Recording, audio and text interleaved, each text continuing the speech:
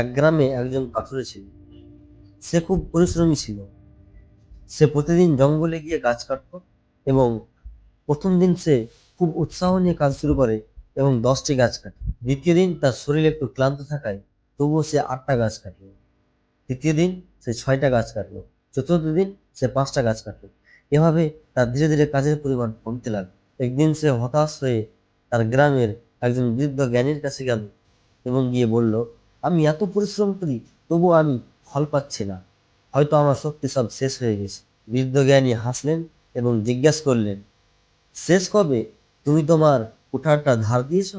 কাঠুরে অবাক হয়ে বলল, না, মনে পড়ছে না, আমি তো গাছ কাটতেই ব্যস্ত ছিলাম। বৃদ্ধ লোকটি বললেন, এটাই তোমার সমস্যা। তুমি কঠোর পরিশ্রম করছো কিন্তু নিজের হাতিয়ারটাই ধার দাও। কাঠুরে বুঝতে পারলো শুধু পরিশ্রম যথেষ্ট নয়, নিজের দক্ষতা ও মনকেও ধার দিতে হয়। তারপর সে যন্ত্রটি ধার দিল এবং কিছুক্ষণ বিশ্রাম নিল। তারপর সে আবার কাজ শুরু করলো এবং সে আগের করতেও বেশি ভালো কাজ করতে লাগলো।